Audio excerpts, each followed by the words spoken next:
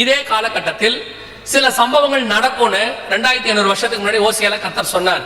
அது கொரோனா நேரத்துல கரெக்டா நடந்துச்சு. வாசிங்க, ஓசியாவின் புஸ்தகம் 12ஆம் அதிகாரம் 1வது வசனத்தை வாசி.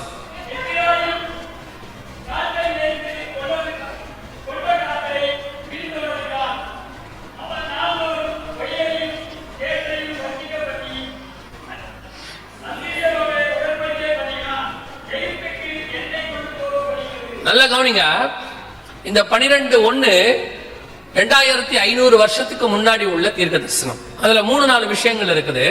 குறிப்பாக அந்த வசனம் சொல்லுது, எப்ராயிம் காற்றை மேய்ந்து கொண்டற் காற்றை பின்தொடர்கிறான் அப்படின்னு இருக்குது. காற்றை மேய்தல் என்றால் என்ன? காற்றை மேயறதுனா என்ன? பொதுவா நமக்கு எல்லாம் தெரிஞ்ச ஒரு சங்கீதம், யாருக்குமே தெரியாம இருக்காது. என்ன சங்கீதம்? 23ஆம் சங்கீதம். என்ன சொல்லுது? கர்த்தர் என் மேய்ப்பராய் இருக்கிறார், அவர் என்னை புல்லுள்ள இடங்களில் மேய்த்து. அதோட அர்த்தம் என்ன? ஸ்பிரிச்சுவலி நம்ம என்ன புல்லு மேய்கிறான்னு அர்த்தமா? அதோட அர்த்தம் இல்ல. அவர் என்ன செய்யறாரு? ஃபாதர் பெர்கமன்ஸ் அழகா பாடியிருப்பாரு, பசுமையான புல்வெளியில் நடத்தி செல்பவரே அப்படிம்பார். அதோட என்ன அர்த்தம்னா, எனக்கு பலமுள்ள ஆகாரத்தை கொடுக்கிறவர்னு அர்த்தம். ஒரு ஆட்டுக்கு எப்படி ஒரு பசுமையான புல்லு பலமான ஆகாரமா இருக்குதோ, அதே மாதிரி கர்த்தர் என்ன செய்யறாரு? மேய்க்கிறார். அது ஆகாரம், எனக்கு பலன் அப்படின்னு அர்த்தம். கடைசி காலத்துல எப்ராயிம் எதை மேய்வானா? காற்றை மேய்ந்து கொண்டற் காற்றை பின்தொடர்கிறான். காற்றை மேய முடியுமா? காற்றை சாப்பிட முடியுமா? காத்துனால சர்வை பண்ண முடியுமா? இப்ப நம்ம ஆக்சிஜன் அதை விட்டுருங்க, இதை தவிர்த்து ஒரு மனுஷன் காத்துனால வாழ முடியுமான்னு கேட்டீங்கன்னா, இது காற்றினாலே வாழுகிற காலம். காற்று தான் மிகப்பெரிய பிசினஸ்.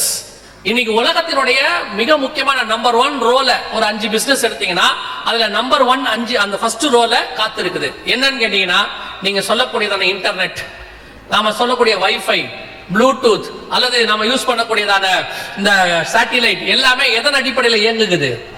காற்றின் அடிப்படையில் தான் இயங்குகிறது. இப்ப நீங்க ஒருத்தருக்கு போன் பண்றீங்க, அவருக்கும் செல்போன் வச்சிருக்காரு, நீங்களும் வச்சிருக்கீங்க.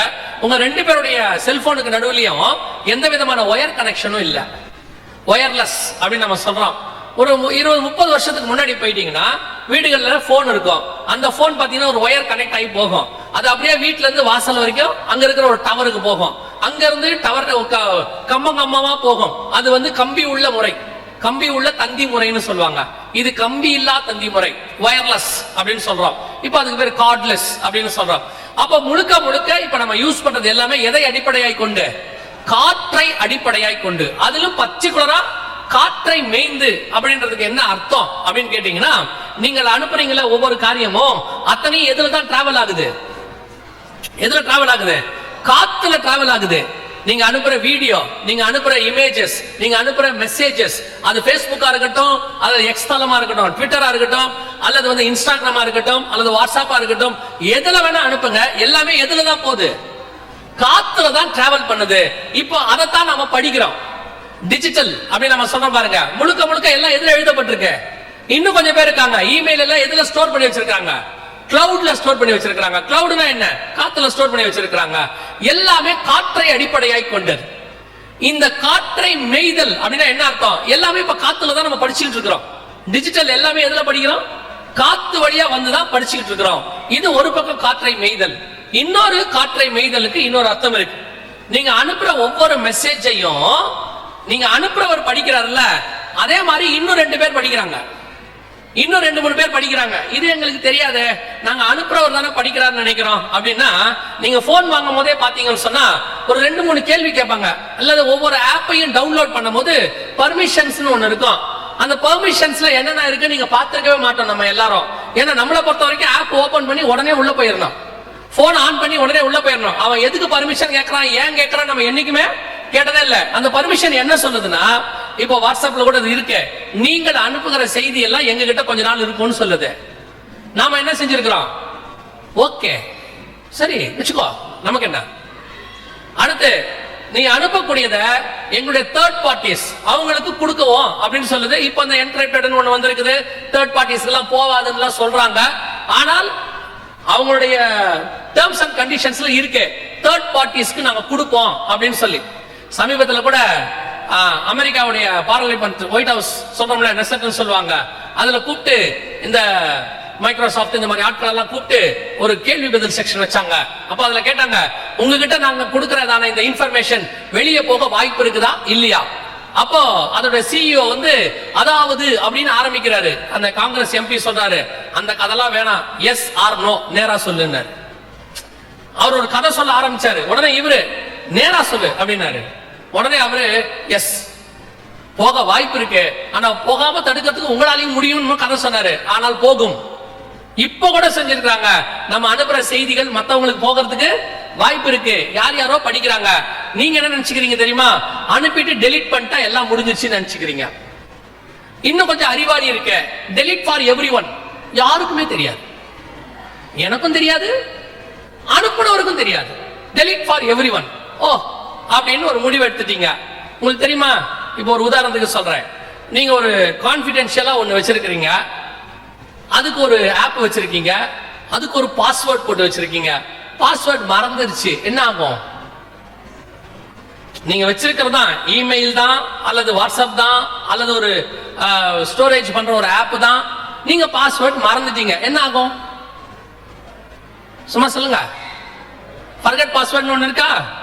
அந்த ஃபர்கெட் பாஸ்வேர்டுக்கு அவன் ஒன்னு கொடுக்குறானா, ஒன் டைம் பாஸ்வேர்டு, இது வழியா போங்க, உள்ள போயிடலாம், போயிட்டு பாஸ்வேர்டு மாத்திக்கன்றானா, அந்த ஒன் டைம் பாஸ்வேர்டு வழியா அவன் போக முடியாது. முடியுமா? முடியாதா? அப்புறம் என்ன பாஸ்வேர்டு? என்னை பொறுத்த வரைக்கும் பாஸ்வேர்டு என்பது நமக்கு கண் துடைப்பு, நமக்கு ஒரு நம்பிக்கை. யாருக்கும் தெரியாது, உங்களுக்கு மட்டும்தான் தெரியாது, எல்லாருக்கும் தெரியும். நான் சொல்றதை வேணா ட்ரை பண்ணி பாருங்க. நான் ட்ரை பண்ணி பார்த்துட்டு தான் உங்களுக்கு சொல்றேன். நான் சொல்றதை நீங்க ட்ரை பண்ணி பாருங்க. உங்களுக்கு தெரிஞ்சவங்களுக்கு யாருக்காவது மெயிலோ அல்லது தொடர்ச்சியா வாட்ஸ்அப்லயோ ஏதோ ஒரு பொருளை கேட்டு அனுப்புங்க. ஒரு கூலிங் கிளாஸ், ஒரு பிராண்டடா இருக்கணும், ஆனா ஒரு கூலிங் கிளாஸ், இல்ல ஒரு காரு, இல்ல ஒரு மோட்டார் பைக், இல்ல ஒரு பிராண்டட் ஷர்ட், ஏதோ ஒண்ணு நீங்க 2-3 தடவை கேட்டு அனுப்புங்க. எனக்கு இந்த மாதிரி ஒண்ணு வேணும், எங்க கிடைக்கும், எங்க கிடைக்கும்னு கேளுங்க. அடுத்த 2வது நாள் 3வது நாளைக்குள்ள உங்களுக்கு ஒரு ஆடு ஒண்ணு வரும். உங்க இமெயில்ல சைட்ல வரும், இல்ல வாட்ஸ்அப்ல கீழே எங்கேயோ ஒரு இடத்துல அந்த ஆடு உங்க கண்ணுல படும். கண்டிப்பாக அதை பார்த்தோன்னா உங்களுக்கு என்ன தோணும்னா, இதைத்தான் நம்ம தேடிக்கிட்டே இருந்தோம், கரெக்டா வந்துருச்சு அப்படின்னு. இன்னும் கொஞ்சம் நீங்க ஸ்பிரிச்சுவலா இருந்தா என்ன சொல்வீங்கன்னா, இதை தேடிக்கிட்டே இருந்த கர்த்தரே எனக்கு அதை காண்பித்தார். நம்ம ரொம்ப ஸ்பிரிச்சுவலான ஆள் பாருங்களேன், கொஞ்சம் அப்படி போயிடுவாங்க. இப்ப யோசிச்சு பாருங்க, இது எப்படி வந்துச்சு? நீங்க எதிர்பார்க்கிற ஒரு விஷயம் அங்க வருது. நீங்க வெரி சிம்பிள் தான். கூகுள்ல போய் பாருங்க, நீங்க ஒரு விஷயத்தை டைப் பண்ணுங்க, நீங்க டைப் பண்ணி முடிச்சு ஒரு வீடியோவை யூடியூப்ல பாத்தீங்கன்னா அது ரிசம்பிளன்ஸா எல்லா வீடியோவும் கீழே இருக்கும். அது உங்களுடைய மைண்ட படிக்குது, இவர் இதை விரும்புறாரு. இப்ப ஏஐ டெக்னாலஜி வந்துருச்சு, அது இன்னும் மோசம். தயவு செய்து சொல்றேன், காற்றை மேய்கிற காலம் இது. உங்க டேட்டா தான் இன்னைக்கு பயங்கரமான காசு. டேட்டா என்ட்ரின்னு சொல்றாங்கல்ல, டேட்டாஸ். நீங்க இன்னும் கொஞ்சம் தெளிவா சொல்றேன். இப்ப நீங்க ஒவ்வொரு கடைக்கு போறீங்களா, KFC எங்க வேணா போறீங்களா, போன உடனே போன் நம்பர் கேக்குறாங்களா? உங்க போன் நம்பர் சொல்லுங்க. ஜெராக்ஸ் கடையில கூட கேக்குறாங்க உங்க போன் நம்பர். எது கேக்குறாங்க? கேட்கறதுக்கு காரணம் என்ன? உலகம் முழுவதும் குறைஞ்சபட்சம் ஒவ்வொரு கம்பெனியும் 100 இருந்து 200 டேட்டா என்ட்ரி சென்டர்ஸ் வச்சிருக்காங்க. இப்போ உங்களுடைய நம்பர், உங்களை பத்தின டீடைல்ஸ், நீங்க எதுல இன்ட்ரெஸ்டட், எதுக்கு பின்னாடி நிறைய சர்ச் பண்றீங்க, எதெல்லாம் நீங்க ஃபாலோ பண்றீங்க, எந்தெந்த வெப்சைட்டுக்கு போறீங்க, எதை நீங்க அதிகமா பர்ச்சேஸ் பண்றீங்க, உங்களை பத்தின டீடைல்ஸ் மொத்தம் கலெக்ட் பண்ணப்பட்டு கொண்டு இருக்கிறது. உங்களுக்கு தெரியாமலேயே கலெக்ட் பண்ணப்படுகிறது. இதான் டேட்டா ஸ்டோரேஜ்னு சொல்லுவாங்க. உங்களை பத்தின டேட்டாஸ் எடுக்கிறாங்க. கேர்ஃபுல்லா இருங்க. வேணான்னு சொல்ல உங்களால முடியாது. ஏன்னா போன் இல்லாம இப்ப என்ன செய்ய முடியாது, வேலைக்கு போக முடியாது, எதுவுமே முடியாது. நம்ம தான் பிள்ளைகளுக்கு ஒரு காலத்துல போன் கொடுக்க வேணாம்னு சொன்னோம். அப்புறம் கொரோனா வந்துச்சு, நம்மளே போன் வாங்கி கொடுக்கிற காலம் ஆகி போச்சு. நம்மளே போன் வாங்கி கொடுக்கிறோம். அதனால இப்ப போன் இல்லாம முடியாது. ஆனால் கண்ட்ரோல் பண்ணுங்க, வேற வழியே இல்ல. நீங்க தேவையில்லாத விஷயங்களை தயவு செய்து என்ன செய்யாதீங்க, அனுப்பாதீங்க. சிலர்லாம் பாத்தீங்கன்னு சொன்னா ஒரு நாளைக்கு 100 செல்ஃபி எடுக்கிறாங்க. எதுக்கு அது அவ்வளவு செல்ஃபி எடுப்பிய? என்னை பொறுத்த வரைக்கும், நான் பைபிளை படிச்ச வரைக்கும், செல்ஃபியும் கடைசி கால அடையாளம் ஒண்ணுதான். என்னங்க சொல்றீங்கன்றீங்களா? சும்மா வாசிச்சு பாருங்க. 2 தீமோத்தேயு 3ஆம் அதிகாரம் 1-2 வசனம் வாசிங்க. மேலும் கடைசி நாட்களில் கொடிய காலங்கள், நல்ல கவனிங்க, கொடிய காலங்கள் வரும் என்று அறிவாயாக. எப்படி எனில் மனுஷர்கள், ஃபர்ஸ்ட் பாயிண்ட், கடைசி கால கொடுமையான காலங்கள் என்பதற்கு ஃபர்ஸ்ட் பாயிண்ட் என்ன? அவ்வளவுதான் செல்ஃபி. செல்ஃபினா என்ன? தற்பிரியம். நம்ம நாமே போட்டோ எடுத்து பாத்துக்கிறது. இப்படி ஒண்ணு எடுக்குது, இப்படி ஒண்ணு எடுக்குது, அப்படி ஒண்ணு எடுக்குது, வாய கோணலா வச்சு எடுக்குது, நீட்டி எடுக்குது. இப்படி எடுத்து எடுத்து எடுத்து பாத்தீங்கன்னா ஒரே அம்மா தான், ஒரே பையன் தான், 300 செல்ஃபி எடுத்து வச்சுக்கிட்டே இருக்கு. சிலருக்குலாம் அந்த செல்ஃபி மேனியா வந்துருச்சு. ஏன் அப்படி செய்விய? இப்ப பாருங்க, கொஞ்சம் பேர் இருக்கான், எது பண்ணாலும் ஸ்டேட்டஸ். சாப்பிடுறது ஸ்டேட்டஸ்ல போடுறான். நாங்கள் ஒரு ரெஸ்டாரண்டில், நம்ம போய் இப்ப ஹோட்டல்ல சாப்பாடு வாங்கினா முந்தையெல்லாம் வந்தவொடனே ஜோம் பண்ணுவோம்ல, இப்ப ஜோம் பண்ண இரு இரு இரு தாப்பாங்கல்ல போட்டோ எடுக்கிறான். ஜோம் பண்றதுக்கு முன்னாடி என்னன்னா, அவன் சாப்பிட்டுக்கிட்டு இருக்கும் போதே ஆன்லைன்ல போயிடுது ஸ்டேட்டஸ்ல. நாங்கள் இப்பொழுது KFC-யில் சாப்பிட்டுக் கொண்டிருக்கிறோம். சாப்பிட்டோட உங்களுக்கு ஏன் வயிறு வரி தெரியுமா? அவன் ஒருத்த சாப்பாடெல்லாம் உட்கார்ந்து இருக்கான்ல, அவன் பார்த்துட்டு சொல்றான், எங்கேயோ உட்காந்து தின்னுகிட்டு திரிதான். உடனே ஆன்லைன்ல, இம்மிடியேட்டா ஆன்லைன், எது ஒண்ணு வந்தாலும். ஒருத்தர் நீங்க போட்டிருக்கிறாரு, நாங்கள் குடும்பமாக புறப்பட்டு டூர் போகிறோம்னு போட்டு வச்சிருக்காரு. இது யாருக்கு போடுவாரு? அந்த ஊர் திருடனுக்கு. நாங்க வீட்டுல இல்ல, ஃபேமிலியா புறப்பட்டு போறோம், நீங்க வேணா வாங்க. எதுக்கு போடுவிய? இங்க பாருங்க, வீட்டுல அம்மா பக்கத்துல தான் படுத்து கிடக்குறாங்க கட்டில்ல. அந்த அம்மா கிட்ட ஹாப்பி மதர்ஸ் டேன்னு சொல்ல மாட்டான், ஸ்டேட்டஸ்ல வச்சிருக்க. அந்த அம்மா கிட்ட போனும் இல்ல, அதுகிட்ட ஸ்மார்ட் போனும் இல்ல. Happy mother's day, I love my மம்மின்றான். அந்த அம்மா பாவம் போல படுத்து கிடக்க, அதுக்கு காப்பி கூட கொடுக்க மாட்டேங்கிற காலங்கத்தால. அதுக்கு ஹாப்பி மதர்ஸ் டே. அந்த அம்மா போனா பார்க்க போகுது. என்ன இது, என்ன பண்றாங்கன்னு தெரியல. நீங்க ஹாப்பி மதர்ஸ் டே மொத்தமா சொன்னா கூட பரவாயில்ல. ஒய்ஃபுக்கு பர்த்டே, அவரு என்னமோ விதத்துல லவ் தெரிவிக்கிறார், அது அவருக்கும் அந்த அம்மாவுக்கு உள்ள தானே. அதை எடுத்து ஏன் ஸ்டேட்டஸ்ல வைப்பிய? அவன் டென்ஷன் ஆகுறான் பார்த்துட்டு. ஏன் டென்ஷன் ஆகுறான்றது அவன் இஷ்டம். எதுக்கு சொல்றேன், எதை எடுத்தாலும் பப்ளிக் பண்ற காலம் இப்ப ஆயிப்போச்சு. ஆனால் ஏஐ காலம் வந்துருச்சு, ஏஐ டெக்னாலஜி. உங்களுடைய ஒரு வீடியோ கிடைச்சா போதும், எப்படி வேணாலும் மாத்த முடியும். உங்க வாய்ஸ் கிடைச்சா போதும், உங்க வாய்ஸை வச்சுக்கிட்டு எப்படி வேணா அருவருப்பா மாத்த முடியும். இப்ப நம்ம உங்க வாய்ஸே எடுத்துக்கலாம். நீங்க சினிமா பாட்டே பாட மாட்டீங்க, உங்க வாய்ஸை வச்சு சினிமா பாட்டு பாடுற மாதிரி மாறிடலாம். இப்ப பாருங்க, செத்து போனவங்க எல்லாம் மீண்டும் வந்து பாடுற மாதிரி பண்ணி வச்சிருக்காங்க. செத்து போன எத்தனையோ பேர். இப்ப நம்ம ஒரு காலத்துல பைபிள் சொன்னா ஒத்துக்க மாட்டான். நான் சொல்ற வசனத்தை வாசிங்க. என்னைக்கு நம்ம பைபிள் சொல்லுது பாருங்க. வெளிப்படுத்தின விசேஷம் 17ஆம் அதிகாரம் 9ஆம் வசனம் வாசிங்க. 8:8 வாசிங்க. 17:8. நீ கண்ட மிருகம் முன்னே இருந்தது, இப்போது இல்லை, அது பாதாளத்தில் இருந்து ஏறி வந்து. இப்ப இப்ப இப்ப இந்த ஏஐ டெக்னாலஜில நடக்கிற விஷயத்தை இதையும் வச்சு படிச்சு பாருங்க.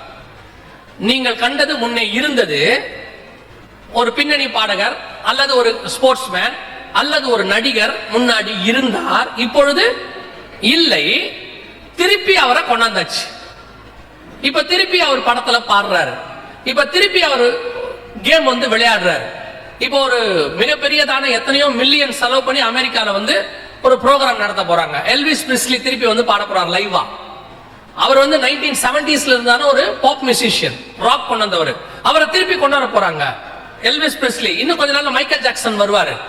ஏஐல கொண்டு வருவாங்க, ஜனங்களுக்கு முன்னாடி கொண்டு வந்து பாட வைப்பாங்க. முன்னே இருந்தது இப்பொழுது இல்லை, அது மீண்டும் ஏறி வருகிறது. டெக்னாலஜி அதுக்கு உதவி செய்ய தொடங்கிருச்சு. அதுக்கு தான் சொல்றேன், ரொம்ப கேர்ஃபுல்லா இருங்க.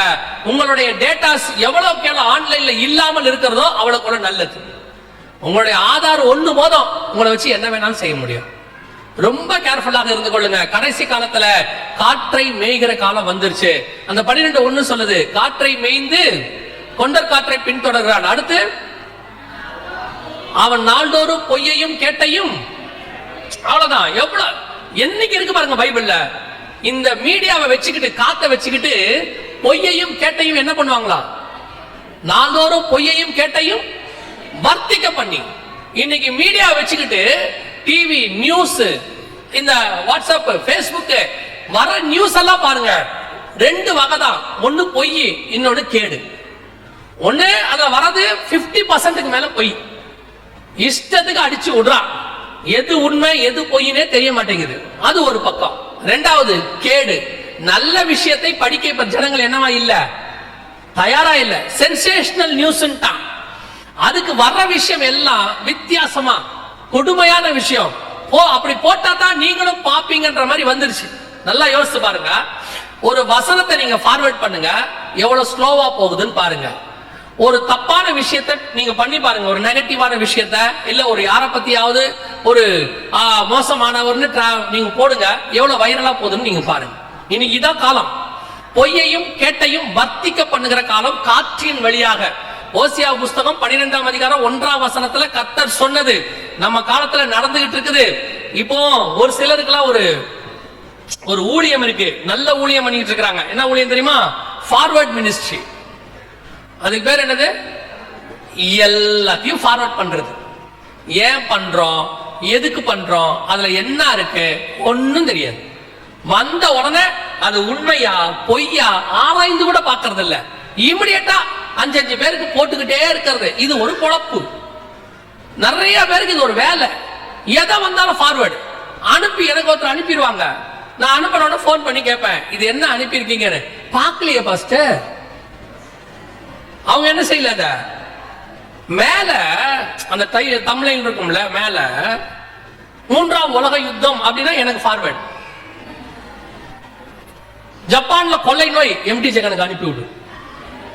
இப்ப நம்மளை எப்படி ஆக்கி வச்சிருக்கான்னா, கொள்ளை நோய், பூகம்பம், பஞ்சம், 3ஆம் உலக யுத்தம், நாசமா போனது எதா இருந்தாலும் இவருக்கு அனுப்பு. ஏன்னா இந்த ஆள் அதுக்கு தான் இருக்கிறாரு.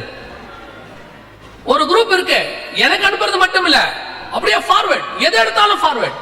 ஏதாவது ஒரு ஊழியக்காரனை பத்தி வீடியோ போட்டோம், உடனே ஃபார்வர்ட் போட்டு பாத்தியா அந்த வீடியோவை. ஏன்னா அந்த வீடியோ போட்டவர் பிபிசி நிருபர். இவங்க நம்பிக்கை, அவர் எங்க போய் உட்காந்து கேட்க போறான், அவன் எவன் சொன்னதையோ கேட்டிருப்பான், அது அவன் காதுக்கு வந்திருக்கும், அதை எடுத்து போடுறான். அது உண்மையா பொய்யா? அன்னைக்கு ஒருத்தர் வீடியோ போட்டு வச்சிருக்கிறார், நான் வாடகை வீட்டுல இருக்கேன், ஒருத்தர் வீடியோ போட்டு வச்சிருக்காரு, எம்டி ஜெகனின் சொந்த வீட்டை பாருங்கள், 4 ஃப்ளோர் இருக்கு. அவர் போட்டது கூட பரவாயில்ல. எங்க வீட்டு ஓனர் என்ன கூப்பிட்டு கேட்கிறாரு, என்னப்பா வீடு வாங்கி இருக்க, சொல்லவே இல்லை நீ.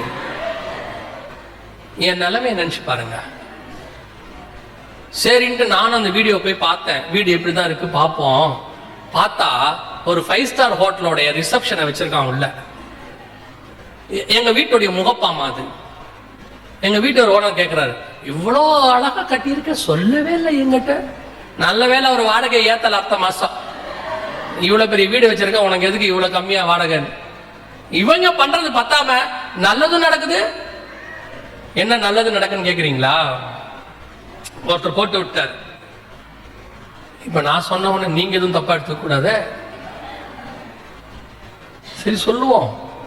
ஒருத்தர் போட்டு விட்டார், எம்டி ஜெகனை ஊழியத்துக்கு கூப்பிட்டால் இத்தனை 1000 கொடுக்க வேண்டும் அப்படின்ட்டு. எனக்கு அவ்வளவு தரமாட்டாங்க. என்னடா இப்படி போட்டு விட்டாரு அவரு, இத்தனை 1000 நமக்கு எங்க கொடுப்பாங்க? அப்புறம் அவரு அதுல போட்டிருக்காரு, இவ்வளவு இருந்தால் எம்டி ஜெகன் வருவார் அப்படின்லாம் போட்டாரு. எனக்கு ரொம்ப மனசு கஷ்டமாயிருச்சு. நமக்கு இவ்வளவு தரல ஒண்ணு, இப்ப எத்தனை பேர் நம்மள மீட்டிங்க்கு கூப்பிடுவாங்க இனிமேட்டு அப்படின்னு நினைச்சிட்டே இருந்தேன். அடுத்த வாரத்துல இருந்து பாக்குறேன், எல்லாரும் அந்த ஆஃபரிங்க தராங்க எனக்கு. அவர் எவ்வளவு போட்டாரோ அவ்வளவு தராங்க. எனக்கு ஆச்சரியமாயிருச்சு, ஆண்டவர் நமக்கு இன்கிரிமெண்ட் ஒரு ஆளை வச்சு பண்ணி இருக்கிறார். அப்புறம் நான் அவரை தேடிக்கிட்டு இருக்கேன். அவர் போட்டு 2-3 வருஷம் ஆகி போச்சு, ஒன்னும் இன்கிரிமெண்ட்டை போட காணோம், அப்படியே தான் போயிட்டு இருக்கு. சில நேரத்துல அந்த கெட்டதுலயும் ஒரு நல்லது நடந்துருச்சுன்னு வச்சுக்கோங்களேன். எதுக்கு சொல்றேன், அவங்க போடுறது உண்மையா பொய்யா எதையுமே நீங்க கவனிக்க மாட்டேங்கிறீங்க. நீங்க பாட்டு ஃபார்வர்ட். இன்னொன்னு நல்லா தெரிஞ்சுக்கொள்ளுங்க, கேட்டை பரப்பினால் அந்த கேட்ட பரப்புற உங்களுக்கும் அதற்கான தண்டனை உண்டு. நீங்க சும்மா சொல்ல முடியாது, எனக்கு தெரியாது வந்துச்சு அனுப்புனேன்னு சொல்ல முடியாது. அனுப்புனா அதுக்கான தண்டனை உங்களுக்கும் உண்டு. அதை எப்படி சொல்லுவீங்க அப்படின்னு கேட்டீங்கன்னா, முதல்ல உலகத்தை மெசேஜ் ஃபார்வர்ட் பண்ண ஆள் ஒருத்தர் இருக்கான். ஃபர்ஸ்ட் யாருன்னு கேட்டீங்கன்னா நோவாவுடைய 3வது பையன் காம். அவன் ஒரு செய்தியை பார்த்தான். அந்த செய்தியை போய் ஃபார்வர்ட் பண்றான். அடுத்த 2 பேருக்கு ஃபார்வர்ட் பண்ணான். அவங்களுடைய அண்ணன் தம்பி 2 பேரு. ஆனா 2 அண்ணனுங்களுக்கு என்ன பண்றான்?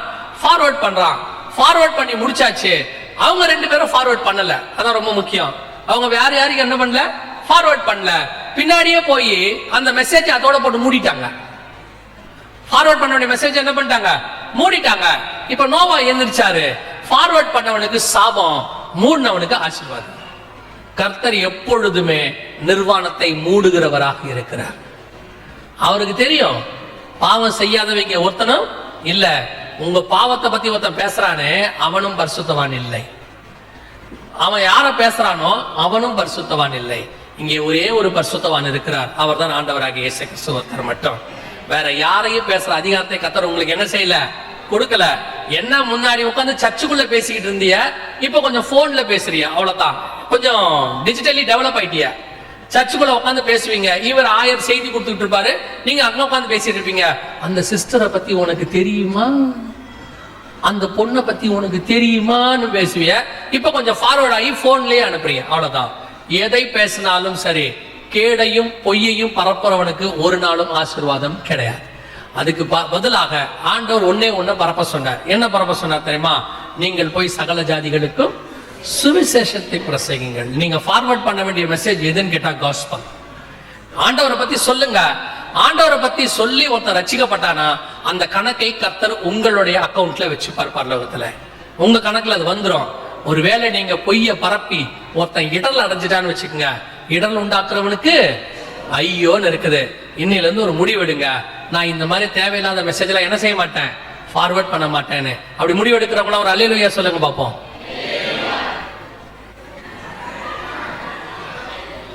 இவ்வளவு பேரா ஃபார்வர்ட் பண்ணிட்டு இருந்தியா? இனிமேட்டு பண்ணாதவங்களை கேட்டா இவ்வளவு சரி பரவாயில்ல, இதுக்கு மேல பண்ணாம வந்தீங்கன்னா ஸ்தோத்திரம். அல்லேலூயா.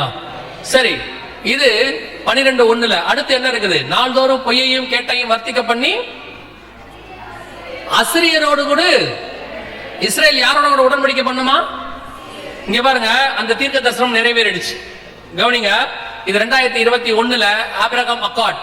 கிட்டத்தட்ட 2000 வருஷமா நடந்த முதல் அக்ரிமெண்ட். இதுக்கு முன்னாடி எகிப்தியரோட பண்ணியிருக்கிறாங்க. 1948க்கு பிறகு எகிப்தியரோட பண்ணியிருக்கிறாங்க. நிறைய பேரோட அவங்க பண்ணியிருக்காங்க. இதான் ஃபர்ஸ்ட் டைம் அசிரியன்ஸ், அதாவது அரபு நாடுகள்ல ஏறக்குறைய 7 நாடுகளோட சைன் பண்ணாங்க. துபாய் இந்த மாதிரி 7 நாடுகளோட சைன் பண்ணாங்க. இதான் ஃபர்ஸ்ட் டைம். இஸ்ரேல் சுகமாய் குடியிருக்கும் பொழுது ஆபத்து வரும்னு வேதம் சொல்லுது, எசேக்கியேல் 38:8. இப்போ சுகமாய் குடியிருக்கும் போது அந்த சைன் இது. எல்லாரும் இஸ்ரேலோட சைன் பண்ணாங்க. ஏறக்குறைய 7 நாடு பண்ணுச்சு. பல நாடுகள் இஸ்ரேல் கூட ஒப்புரவாக தொடங்குச்சு. அப்பவே நாங்க சொன்னோம், இது ராங் சிம்டம் அல்லது ராங் சைன், தப்பான அடையாளம். என்ன அடையாளம்? இஸ்ரவேல் உலகத்தோடு கூட எப்படி இருக்க முடியாது, ஒத்து போக முடியாது. அதுவும் கண்டிப்பா அரபு நாடுகளோட போகவே முடியாது. இஸ்ரவேல் அரபு நாடோட போகுதுன்னா ஏதோ இயற்கைக்கு மாறா நடக்குதுன்னு அர்த்தம். கரெக்டா சைன் பண்ணாங்க. 2023 இருந்து யுத்தம் ஆரம்பிச்சிருச்சு. இப்ப இஸ்ரவேலோடு கூட ஏறக்குறைய 7 நாடுகள் அரபு நாடுகள் யுத்தத்துல இப்ப இருக்கு அட் பிரசன்ட். இது இன்னும் டெவலப் ஆகும்னு சொல்றாங்க. இவங்க எல்லாம் யாருன்னா இவங்களோட சைன் பண்ணவங்க தான். இப்ப கண்களுக்கு முன்பாக அசிரியரோட கூட உடன்படிக்கை பண்ணுவார்கள் என்ற தீர்க்க தரிசனம் என்னவாயிருச்சு, நிறைவேறி விட்டது. கடைசி அதுல என்ன இருக்குது? எகிப்துக்கு எண்ணெய் கொண்டு போகப்படுகிறது. கவனிங்க, கர்த்தர் சொன்ன அடுத்த தீர்க்க தரிசனமும் துல்லியமா நிறைவேறிடுச்சு. இதெல்லாம் நடக்கவே முடியாத தீர்க்க தரிசனம். ஏன் அப்படின்னு கேட்டீங்கன்னா, மோசே காலத்துல இருந்து இஸ்ரவேலுக்கு எகிப்துக்கும் ஆகாது. மோசே காலத்துல இருந்து 1972 வரைக்கும் எகிப்து இஸ்ரவேலுக்கு எதிரி நாடு. இஸ்ரவேல் இல்லாமல் போக வேண்டும் என்று சொல்ல நாடுகள்ல எகிப்து ஒன்று. இன்னைக்கு இஸ்ரவேல்ல இருந்து எண்ணெய் போகிறது போது பாருங்க, பைப் வழியா போகுது. இதுக்கு பேரு லேவியதான் பேரு. இந்த பிளானுக்கு இந்த திட்டத்துக்கு பேரு. இப்போ கடல் வழியாக பைப்ல, அதனால கடல் பாம்பு லேவியதான் பேரு. அதன் வழியா அந்த பேர்ல தான் இப்ப கொடுத்துட்டு இருக்காங்க. இஸ்ரவேல்ல இருந்து எண்ணெய் எகிப்துக்கு கொண்டு போகப்பட்டாக்கி விட்டது. மன்னிக்கணும், ஓசியா 12:1 2021-22 நம்ம கண்களுக்கு முன்பாக 100% நிறைவேறி விட்டது. இது 21 பிப்ரவரி. கர்த்தர் சொன்னபடி யோசிச்சு பாருங்க. இதெல்லாம் 2000 வருஷத்துக்கு முன்னாடி நடக்காது. 1948ல நடக்காது, 2000ல நடக்காது. ஆனா 2021ல நடந்துருச்சு. ஓசியா 12:1 வரைக்கும் நிறைவேறி விட்டது.